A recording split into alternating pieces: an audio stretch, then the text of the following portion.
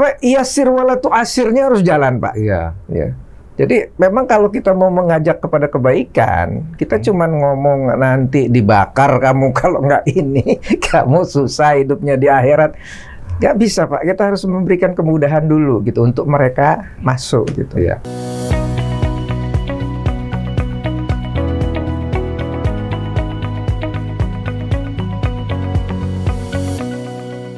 Assalamualaikum warahmatullahi wabarakatuh. Alhamdulillah wassalatu wassalamu ala asrafil anbiya'i wal mursalin wa alihi washabbihi ajmain, amma ba'du. Para pemirsa yang dirahmati Allah, alhamdulillah kita bisa bertemu lagi dalam episode bincang tentang syariah yang alhamdulillah pada kesempatan kali ini kita mendapatkan tamu, yaitu Bapak Dr.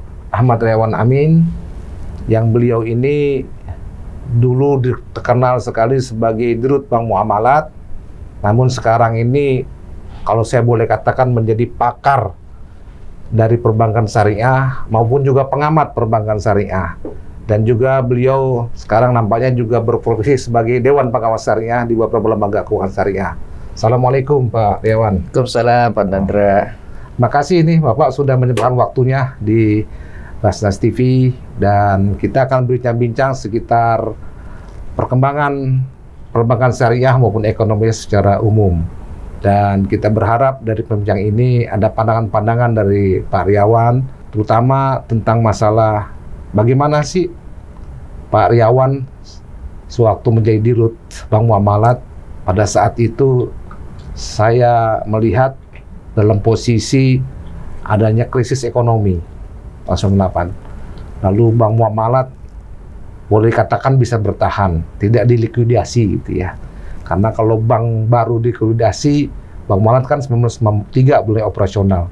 Lalu 98 ada badai seperti itu, kalau sampai likuidasi, orang akan bertanya, loh kok perbankan yang berbasis syariah ini, berbasis Islam kok di likuiditas? Itu kan malapetaka besar, dan mungkin kalau itu terjadi tidak lagi berkembang perbankan syariah di Indonesia. Ini mungkin bisa diungkapkan bagaimana ceritanya ini. Tapi silakan Pak Riawan. Terima kasih Pak Nadra, Prof. Dr. Nadra nih sebetulnya ya. Tapi disingkat aja saya Pak Nadra aja. Nah, kita ini udah teman lama, jadi kita santai ya. Pejuang-pejuang awal lah beliau ini ya, dari zaman dulu gitu. Jadi kalau kembali kepada proses penyelamatan muamalat, alhamdulillah dengan ridhonya itu bisa berjalan baik pada masa-masa krisis itu. Saya pikir tepat yang dikatakan oleh Pak Nadra ya. Kesuksesan ya Bank Muamalat untuk menghadapi krisis pada waktu itu sebetulnya memang menjadi tonggak dan menjadi tolak ukur sehingga ini visible ini. Ya. Ekonomi syariah ini, perbankan syariah ini memang visible sebetulnya, layak untuk dikembangkan. Ya. Dan setelah itu memang bermunculanlah macam-macam inisiatif untuk membuat bank-bank syariah baru, membuat unit-unit usaha syariah dan sebagainya. Tapi memang tonggak sejarah selamatnya itu memang penting. Nah, di buku Celestial Management, tapi saya menjelaskan di situ ya. Ini tentunya ada kredit ke teman-teman yang membantu lah ya, tim yang ada gitu ya.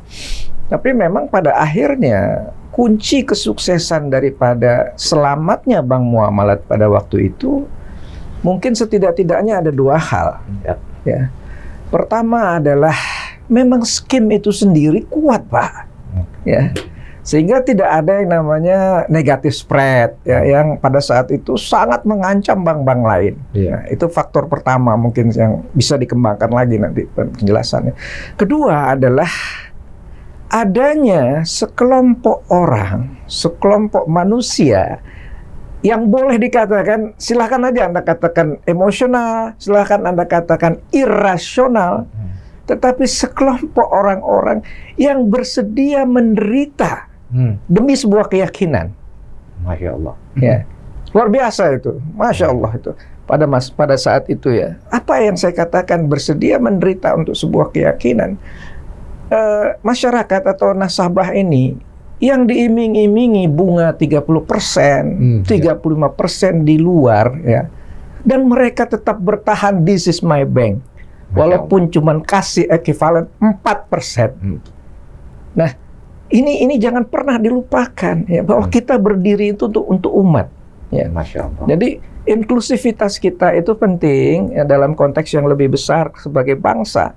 Tapi jangan sampai misalnya terasa ya, belum tentu ya, terasa meninggalkan basis kita itu yang membuat kita ada dulu.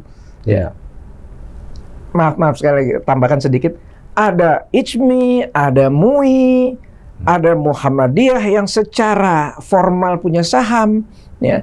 Ada Kiai NU yang duduk dari pertama kali di Dewan Pengawas Syariah kita.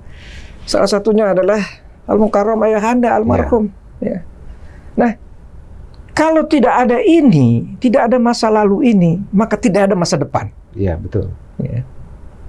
Tapi terbukti Pak Permata sewaktu dia jadi dirut, mengalami masalah juga yang dihadapi oleh Bang Muamalat. Dia mengatakan kelebihan daripada Muamalat ini, nasabahnya loyalis, tidak mau berpindah. Betul, nah ini yang membuat kami tetap bertahan, kata Pak Permata. Betul, Pak. Jadi dari mulai zaman Pak Riawan sampai kemarin, itu berapa tahun yang lalu, masih juga loyalis ini tetap bertahan. Alhamdulillah. Itulah yang namanya loyalitas ya. Ya, karena keyakinan jadinya. Jadi menggunakan bank syariah dalam hal ini Bank Muamalat, tapi dengan keyakinan ya. Jadi loyalis ininya gitu. Betul, Pak, loyalis. Baiklah, kalau begitu salah satu tadi kiatnya adalah kesetiaan itu ya. Dan trust yang tinggi ya. Betul, Pak. Ya. Mungkin ada satu lagi tambahan ya. Waktu masa saya itu pernah dilakukan survei oleh sebuah perusahaan internasional ya. Yang hasilnya itu adalah luar biasa juga. Loyalitas yang kita sebut kru waktu itu. Loyalitas daripada karyawan-karyawati kita terhadap perbankan Muamalat. Nah saya, ini itu kilas balik ya. Tapi saya kira-kira 2 minggu lalu saya ngopi-ngopi dengan seseorang tokoh lah ya, yang berperan mungkin dalam proses untuk penyelamatan Bank Muamalat yang akhir-akhir ini, ya, yang akhir-akhir ini gitu. Jadi dia mengatakan bahwa dari hasil due diligence kami panggil satu-satu tuh karyawan yang penting-penting. Itu loyalitasnya luar biasa juga karyawannya. Iya. Ya. They are there because of a call. Ya. Mengikuti panggilan gitu. Iya. Bukan hanya bekerja, Pak. Iya. Jadi ini kan luar biasa, Pak. Karyawan yang seperti itu dan pangsa pasar ya potensial yang juga seperti itu. Iya. Nah, tantangan kita adalah waktu kita memimpin yang seperti ini, kita seperti itu juga nggak? Iya, iya. Nah, ini tantangan. Iya. Ya. Kalau kita hanya berpikir sebagai bankir, saya rasa itu bukan environment-nya dan bukan historical path-nya Bank Muamalat. Bank Muamalat bisa survive karena adanya perasaan saya ini bukan sekedar pegawai, saya ini bukan sekedar bankir, saya ini pejuang, menegakkan syariat gitu. Mungkin gitu Pak Nandra. Ya baik, saya juga tertarik waktu Bank Muamalat ini di awal-awal juga mendirikan Muamalat Institute. Bisa diceritakan karena menurut hemat saya satu-satunya bank syariah yang pada waktu itu baru berkembang, tapi sudah membuat Muamalat Institute. Sebenarnya apa di balik itu? Kenapa ada Muamalat Institute? Ya, memang bukan hanya Muamalat Institute tentunya ya, Pak ya. Tapi memang ada pemikiran ke depan bahwa akan tiba waktunya Bank Muamalat ini menjadi the city bank of the Islamic banking. Ya. Jadi soon or later, suka atau tidak, orang-orang kita harus hilang. Ya. Jadi bukan hanya boleh, Pak, harus hilang. Ya. Karena kalau tidak hilang orang-orang kita, maka tidak ada industri. Nah, waktu itu mission statement yang saya wariskan dari Pak Zainul Bahar, adalah salah satunya menjadi katalisator bagi pengembangan institusi-institusi syariah lainnya. Dengan kata lain, kita harus legowo menciptakan saingan. Nah, supaya hidup kompetisi. Nah, salah satu kuncinya adalah didirikannya Muamalat Institute untuk menyiapkan kader-kader itu tadi. Ya. Kami juga punya rencana untuk ada Basnas Institute alhamdulillah. Ya, kami ingin juga seperti itu. Karena kami kan ada kelas lembaga amil zakat, ada UPZ gitu. Kami ingin mereka juga berkembang, ya. Makanya peran dari Basnas Institute nantinya juga di SDM-nya, mungkin ya. Bagaimanapun kita di Basnas ini juga kelemahannya di SDM, ya. Dan yang berminat ini juga masih di kalangan orang-orang di atas 50 tahun. Ya, para pensiunan gitu ya. Nah, kita berharap nanti orang-orang muda juga mau terlibat di Basnas ini gitu. Nah, oleh karena itu saya tertarik kenapa bertanya Muamalat Institute itu visinya apa gitu supaya menular juga lah ke Basnas Institute nantinya gitu. Insya Allah kalau motivasi aja siap lah saya. Iya, mudah-mudahan. Motivasi. Karena gini Pak, semua itu kan kekurangan kita dan kelebihan kita kan dimulai dari mindset. Iya, betul. Ini yang kadang-kadang kita lupa sehingga kita hanya mementingkan kerja keras saja, ya. Kita lupa gitu bahwa ikhtiar itu cuman bagian daripada mengetuk pintu langit gitu. Iya, betul. Ya. Baiklah para pemirsa yang dirahmati Allah, kita sudah berbincang-bincang sekitar Bank Muamalat dan Muamalat Institute. Ini saya akan lebih jauh berbincang-bincang dengan Pak Riawan Amin mengenai zakat di Bank Muamalat di masa Bapak dulu. Karena saya lihat juga itu juga salah satu yang progresif juga pengembangan dana zakatnya juga. Ini gimana ceritanya zakat itu dulu berkembang juga di Bank Muamalat? Itu karena arahan dari DPS atau memang inisiatif dari direksi? Sebetulnya itu bagian daripada kenakalan kita, Pak. Ya. Kenapa kenakalan kita? Tapi atas izin Allah, apa yang kita lakukan itu diikuti oleh Bank Muamalat Malaysia. Ya. Dan pertama kali dalam sejarah bank itu mengalami untung. Ini yang saya mau ceritakan tentang kenakalan itu adalah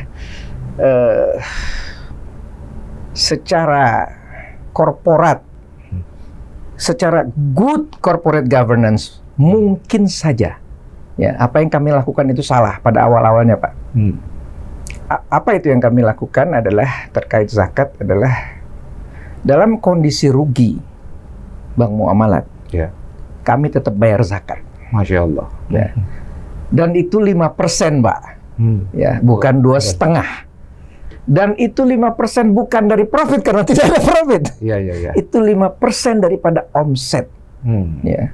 Sehingga ya nggak tahu lah, mungkin itulah salah satu mungkin berkah kepada Bank Muamalat pada saat itu untuk bisa mengatasi dengan membayar zakat. Dengan membayar zakat. Kalau orang Amerika itu mengatakan pay forward, Pak. Ya. Bayar di depan. Apa yang Anda inginkan itu bayar di depan. Kalau Anda ingin kasih sayang, kasih sayang di depan. Kalau Anda ingin rezeki yang lebih baik, kasih di depan gitu.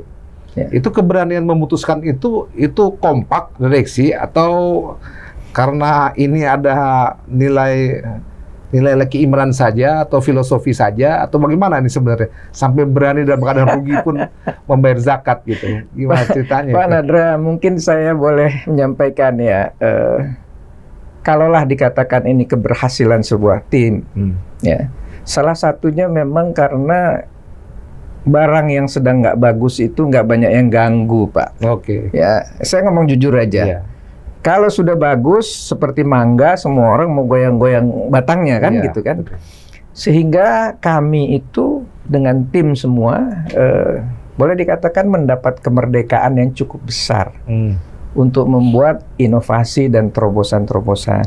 Ya. Kemudian kita punya tokoh-tokoh di DPS, ya. Kita punya di komisaris ada Pak Amin Aziz dan sebagainya, ada di DPS ya Pak Nadra udah tahu sendiri. Pak Syihab masuk ya waktu itu ya di DPS sebagai komisioner, sebagai komis. Pak Quraisy Shihab itu saya lupa sebetulnya mulai masuknya di mana. Mulai masuknya di mana? Di awal jadi komisaris, setelah itu jadi DPS. Begitu ya, Pak ya? Iya, Pak Nandra mungkin malah lebih tahu masalah itu. Nah, jadi apa yang kita lakukan tadi dilanjutkan dengan setiap karyawan dan tentunya direksi membayar zakat ke perusahaan, Pak. Masya Allah. Ya, semua itu difasilitasi gitu. Nah, ini menarik juga. Tentunya masing-masing sudah punya pemikiran lah mau kemana zakatnya kan. Jadi waktu tahun pertama perusahaan yang bayarin, Pak. Oh gitu. Ya. Jadi zakatnya karyawan tahun ini Anda silahkan bebas kemana aja. Tahun depan sebagian diusahakan lewat tempat kita hidup ini gitu. Iya. Ya. Untuk tahun pertama kita yang talangin dulu. Begitu, dan habis itu mungkin mudah-mudahan jalan terus ya, saya nggak tahu juga setelah saya nggak ada. Jadi ada proses belajar dulu.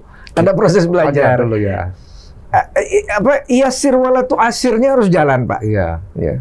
Jadi memang kalau kita mau mengajak kepada kebaikan, kita cuman ngomong nanti dibakar kamu kalau nggak ini, kamu susah hidupnya di akhirat.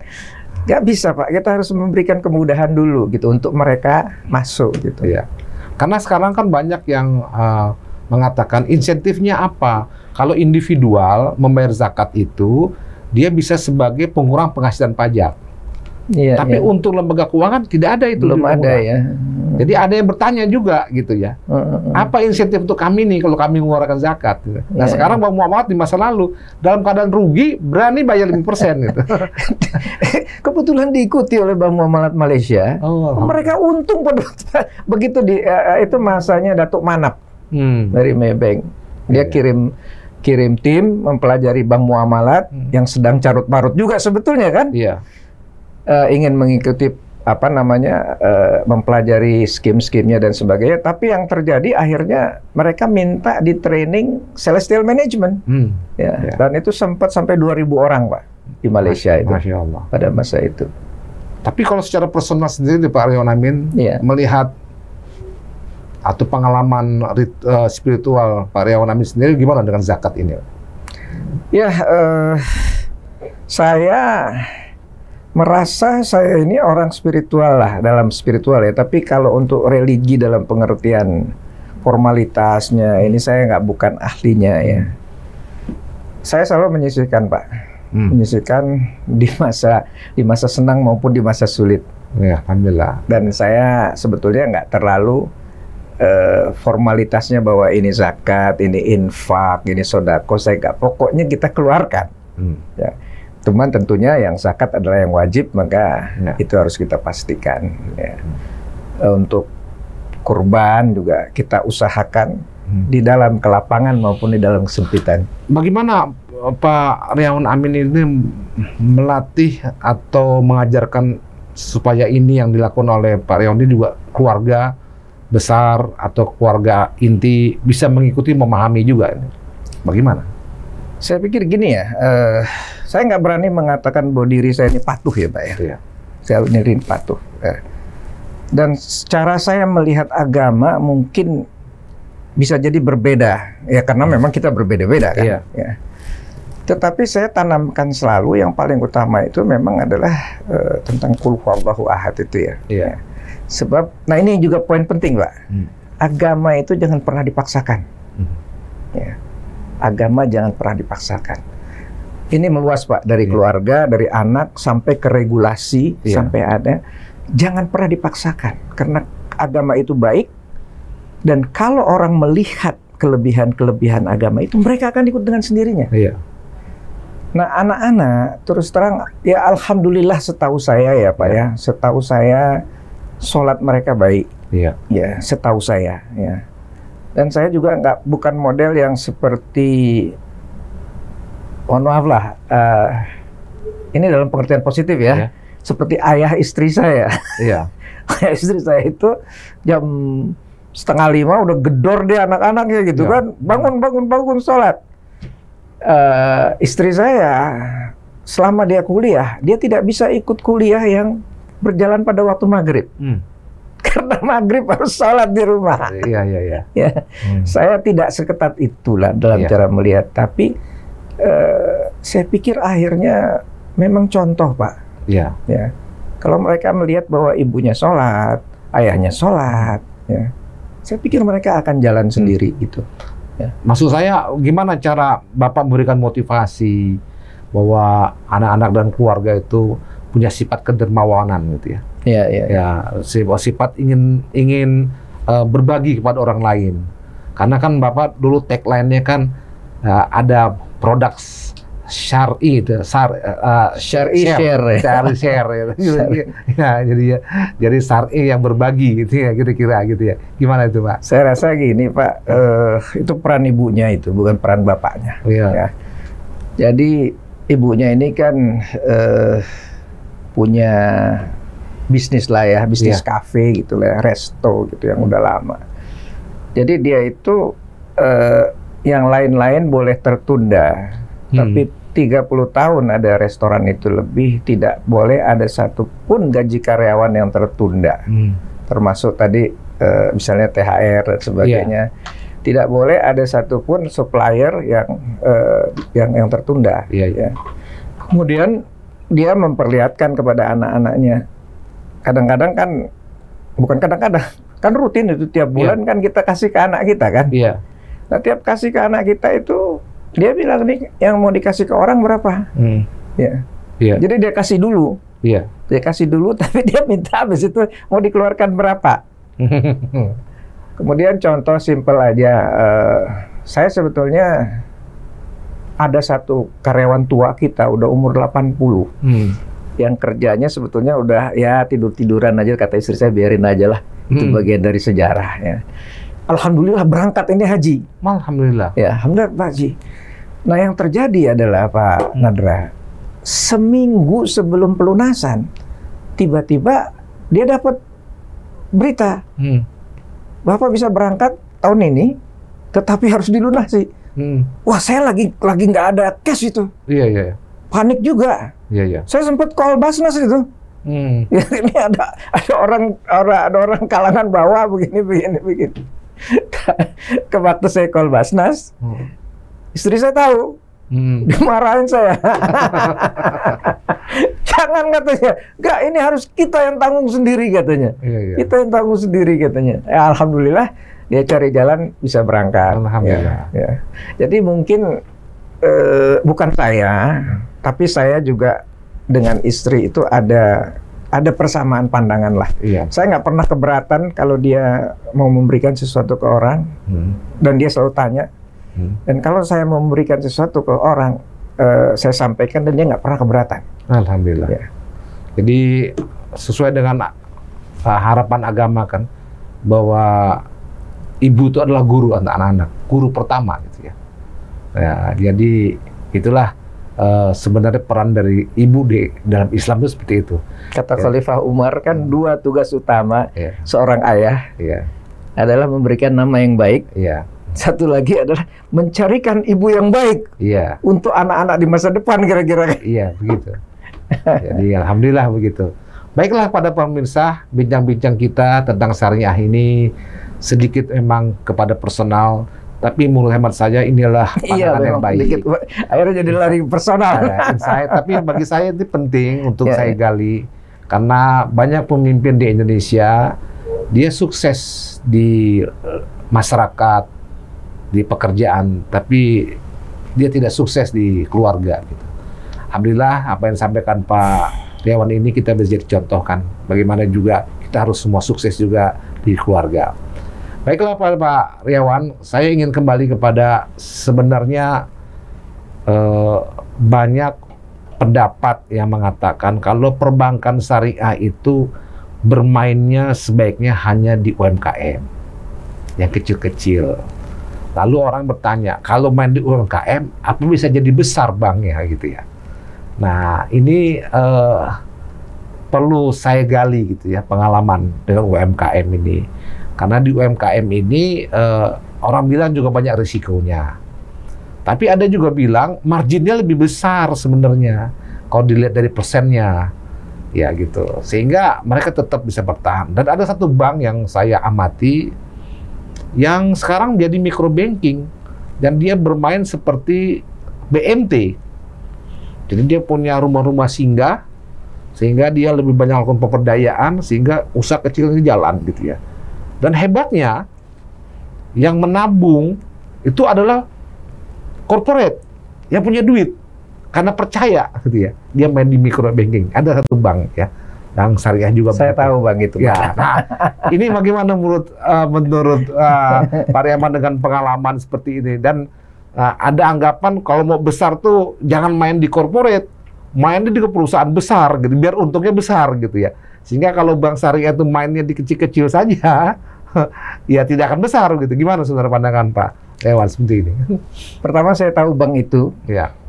Karena bank itu pemegang sahamnya adalah juga sama dengan organisasi yang kebetulan saya pimpin sekarang. Iya. Ya.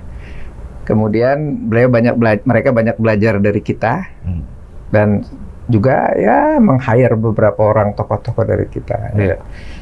Jadi saya kebetulan diamanahkan oleh OJK untuk menjadi komisaris utama di sebuah Ventura yang berstyle Grameen. Ya, pembiayaan kelompok kecil-kecil paling maksimal itu 15 juta per orang.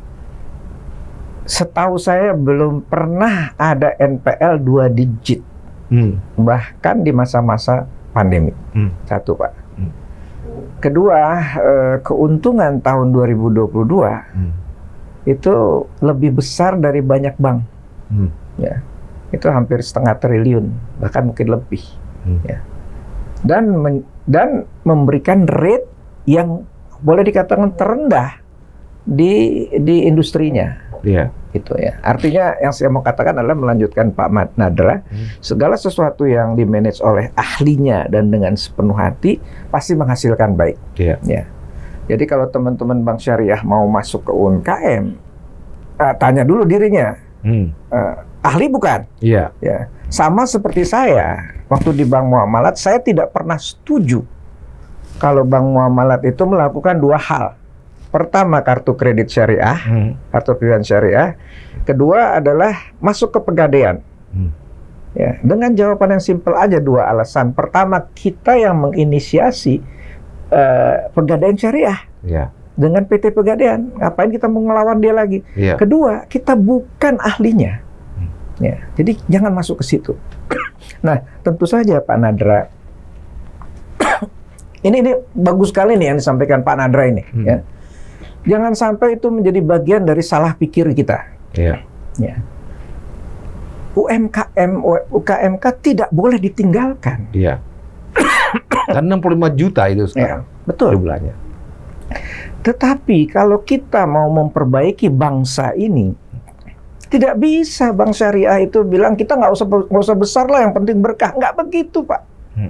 Kita harus besar secara rasional. Ya.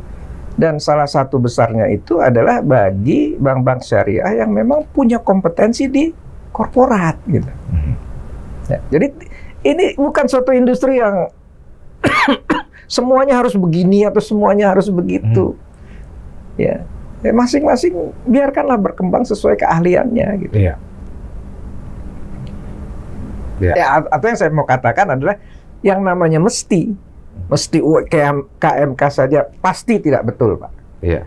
Yang mengatakan mesti spin off itu pasti tidak betul, Pak. Ya. Keuangan syariah itu mesti cash basis saja atau accrual basis saja. Itu semua cara berpikir solid ya. Satu, yang mereduksi hasanah kekayaan, kebinekaan yang ada di dalam skim-skim syariah, pemikiran syariah gitu. Iya. Ya. Jadi saya nggak kurang sepakat dengan itu gitu, bahwa hanya harus ke situ. Sama juga seperti misalnya, ya bank syariah itu adalah mudharabah. Mudharabah itu adalah profit sharing. Iya. Nah itu kan kata Anda. Iya. Jadi kan bank syariah ini kan bank smart ya. Iya Pak. Artinya kita banyak produk sebenarnya dengan akad-akad yang banyak. Jadi tinggal bagaimana kita menyesuaikan dengan kebutuhan dan risiko. Kalau saya melihatnya begitu ya. Iya. Jadi makanya muktamar saya bagaimana bank itu bisa menawarkan skim-skim yang sesuai dengan kebutuhan sebenarnya, yang risikonya bisa dikendalikan gitu. Jadi nggak perlu harus akad ini, akad itu, tapi bagaimana yang sesuai. Ya kan begitu sebenarnya gitu ya.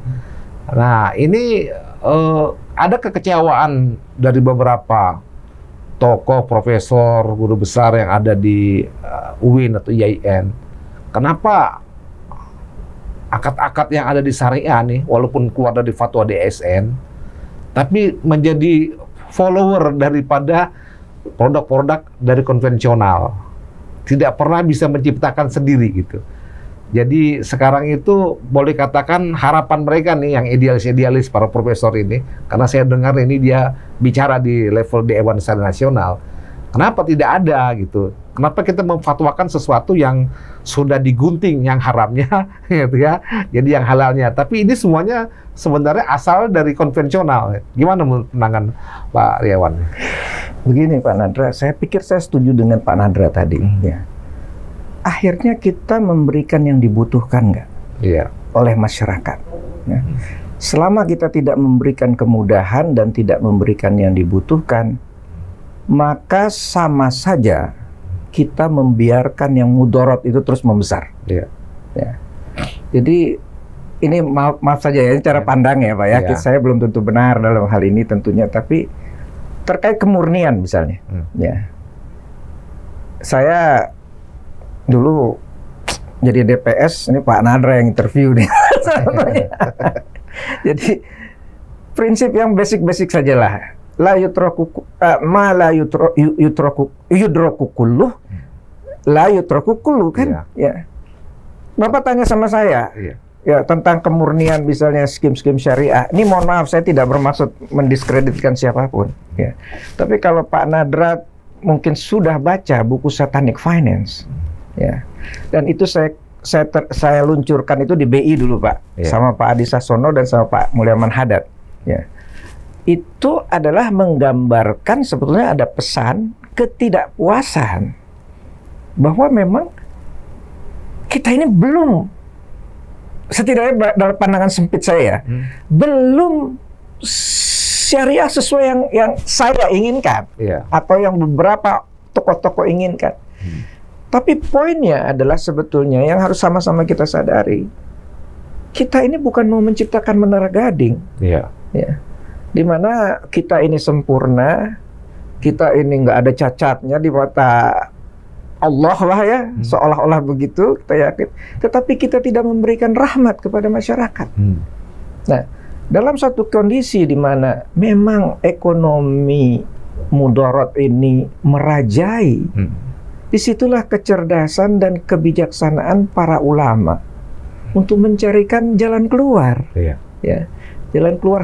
Kalaupun, ya mohon maaf bahasa saya kalau terlalu berlebihan, kalaupun tidak menempatkan sesuatu yang hak melawan yang batil, minimal akan mengurangi porsi kebatilan. Ya. Bahasa yang lebih jelas bagi saya, sebetulnya saya pribadi pendapat bukan kemurniannya yang utama pada kondisi saat ini, tetapi bagaimana dia bisa mengurangi mudarat. Demikian Pak pandangan saya Pak. Jadi memang belum situasi ideal ini gitu. Artinya kita belum bisa keluar dari kondisi-kondisi seperti itu. Kita belum mampu. Ya, ini yang harus kita sadari, kita belum mampu. Kalaupun kita mau, mungkin kita belum mampu. Ya.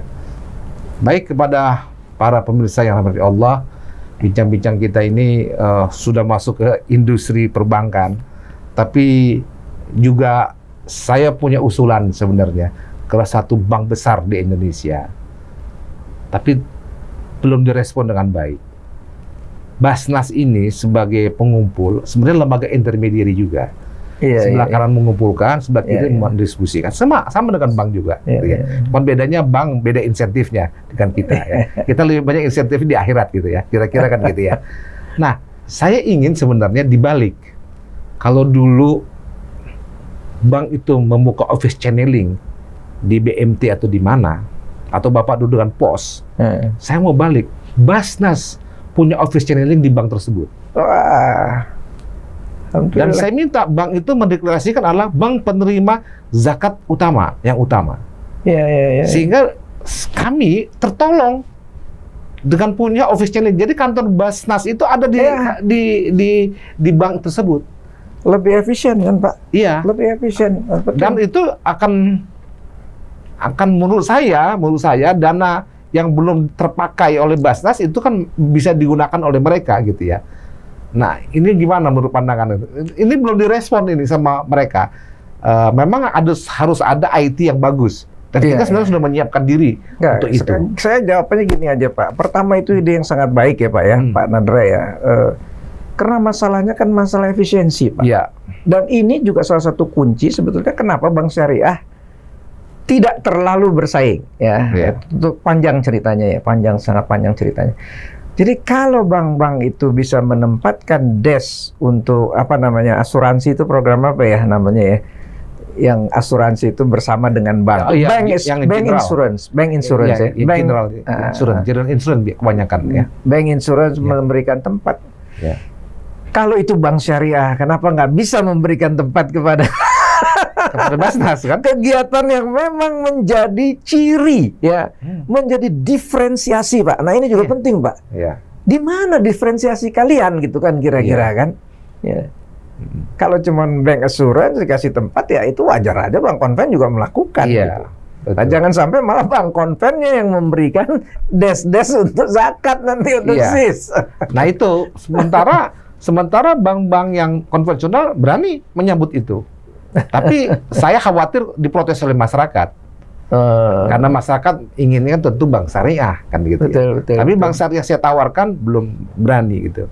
Belum bisa menjawab gitu. Nah, saya hanya ingin mendapat pendapat Bapak aja sebagai pakar perbankan syariah. Apakah ide saya ini konyol atau ide yang sebenarnya masuk akal gitu. Ya, sekarang gini Pak Nadra ya. Konyol nggak konyol, masuk akal nggak masuk akal itu kan tergantung siapa kita, jati diri kita dan visi kita mau kemana.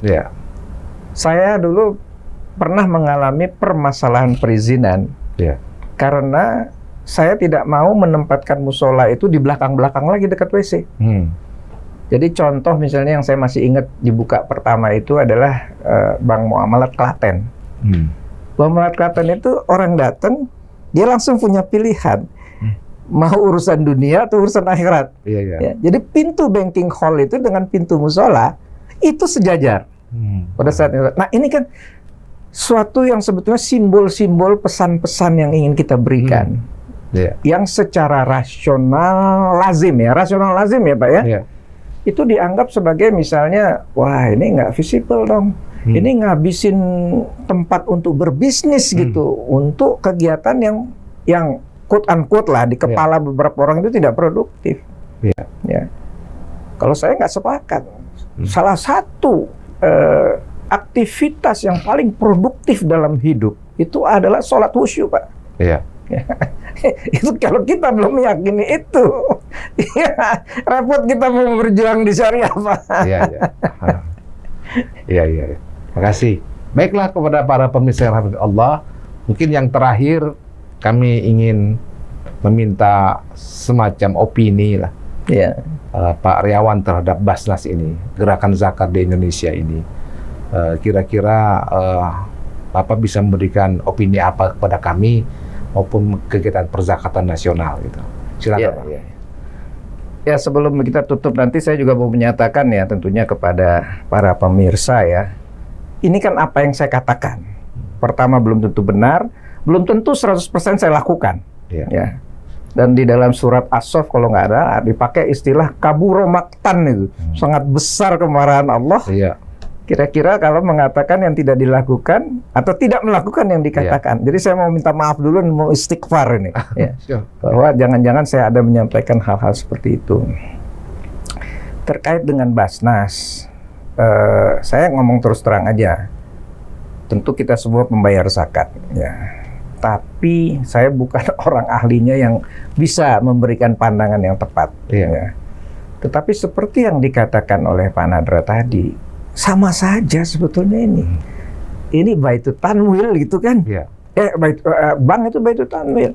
Ini Baitul Mal. Kira-kira adalah menyalurkan dari surplus unit kepada defisit unit. Iya. Dan untuk itu, ya kita nggak bisa mengatakan kalau kegiatan sosial itu nggak boleh untung. Iya. Ya, walaupun definisi untungnya tentu berbeda ya Pak ya. Iya. Dan untuk penggunaannya. Jadi saya pikir semua yang relevan untuk organisasi perbankan misalnya atau asuransi dalam konteks, saya katakan bukan hanya good corporate governance ya, tetapi God corporate governance yang logik, yang manusiawi, itu saya pikir berlaku di sini. Iya. Ya. Nah, ide seperti Pak Nadra tadi, itu kan ide mengurangi biaya operasional juga. Biaya operasional. Ya. Dan lebih prudent dan lebih trust masyarakat lebih tinggi kalau dengan bank. Betul Pak. Ya. Itu kan suatu, coba bayangkan berapa ratus outlet bank ya Pak di Indonesia, berapa ribu. Ya. Yang kalau Basnas mau tanganin sendiri nggak akan pernah kekejar Pak. Betul. Ya. Tapi kalau dengan bank, dan sebetulnya saya begini Pak, kalau penggunaan outlet saja, kita jangan dikotomikan syariah dengan nggak syariah loh Pak. Iya. Ya, karena itu cuma tempat, dan teman-teman, mohon maaf lah ya, teman-teman di bank konven juga kan mungkin ada keinginan untuk mengurangi quote-unquote dosanya gitu kan. Kami mau bantu Basnas lah, ya, untuk mengurangi dosa-dosa kami. Memang yang menjadi perdebatan tentunya apakah dananya memang harus di sana. Iya. Ya kan? Tapi kalau mereka sebagai bagian dari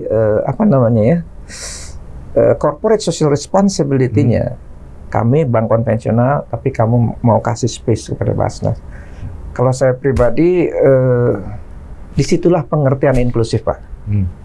Ya, pengertian inklusif adalah kita bekerja sama dengan Yahudi atau Nasrani, kalau dicontoh sirah Nabi Muhammad dulu ya, tapi in my way. Yeah. Which is the halal way. Ya. Baik Pak Riawan, terima kasih sekali ini pandangan-pandangannya. Sorry. Ya, pada pemirsa yang dirahmati Allah, maka ini adalah bagian akhir dari kita bincang-bincang tentang syariah dengan Dr. Ahmad Riawan Amin. Dan sebelum saya tutup, mungkin ada pesan-pesan hal yang perlu disampaikan kepada pemirsa dari Pak Riawan, silakan Pak. Ya, kepada insan-insan ekonomi syariah tentunya yang profit motif maupun yang jangka panjang seperti Basnas ini, dunia ini nggak pernah sempurna. Ya. Kita pasti selalu punya kekurangan. Oleh karena itu jangan patah hati, tapi jangan merasa sempurna. Ya. Ini masih banyak sekali, perjalanan masih jauh. Ya, masih banyak sekali yang harus kita perjuangkan, dan bagi saya size matter Pak. Ya. Pada saat ekonomi syariah itu pangsanya besar, itu penting karena akan mengurangi kemudaratan yang proven Pak. Ya, ekonomi dunia ini kacau karena emang ekonomi jahat yang mendominasi. Maaf bahasa saya, itu bukannya saya menyalahkan teman-teman bankir konven atau enggak. Memang sistem itu jahat dan belum kita pahami sepenuhnya. Makanya perlu syariah. Jadi memang saya pernah ditanya nih, sebagai penutup saja, apa buktinya ekonomi syariah ini memang lebih baik daripada ekonomi konvensional? Saya bilang, kalau dibilang bukti, nggak ada buktinya. Karena belum ada satu negara pun yang murni merasakan ekonomi syariah. Tapi dalam ekonomi konvensional, semua negeri yang kaya dia berhutang. Jadi ekonomi konvensional itu lebih banyak menggunakan instrumen hutang, sehingga Amerika dan Jepang dan semua negara maju yang kaya raya ternyata berhutang, saya bilang. Nah itu ya, hanya itu yang saya tahu, saya bilang ya, saya bisa katakan bahwa mereka itu adalah ekonomi hutang akhirnya berkembang ya. Barulah yang bertanya kalau saya itu ngangguk ya. Jadi saya nggak bisa buktikan, saya bilang, tapi kita bisa lihat sendiri. Atau saya balik Pak ya. Bahwa itu adalah bukti bahwa sistem itu memang menguntungkan dan baik bagi mereka. Ya. Karena gini Bapak-Bapak Ibu sekalian ya, kalau Anda punya mitra liur, Anda punya tank, Anda mau ngutang seberapa aja nggak masalah. Nah yang masalah kan kita. Kita nggak punya kekuatan, tapi kita ngutang. Ini yang masalah. Artinya dengan kata lain yang seperti katakan Pak Nadra, sistem itu bukan untuk kita. Ya, karena kita tidak mampu melakukan apa yang mereka lakukan. Iya. Baiklah, pada pemirsa yang dirahmati Allah, kita sudah mendengar pandangan-pandangan dari Pak Dr. Ahmad Riawan Amin, dan juga kita sudah melihat apa pandangan beliau tentang perbankan, zakat, dan juga ada sedikit masalah personal tadi yang kami tanyakan. Mudah-mudahan para pemirsa dapat menikmati apa bincang-bincang kami, dan saya ucapkan terima kasih pada Pak Riawan Amin yang telah datang di Basnas ini. Mudah-mudahan bukan yang pertama kali dan terakhir kali. Insya Allah lain waktu kita akan undang kembali. Terima kasih, Pak. Terima kasih kepada Pak. Kehormatan ini, Pak. Baik, terima kasih, Pak. Billahi taufiq hidayah. Wassalamualaikum warahmatullahi wabarakatuh.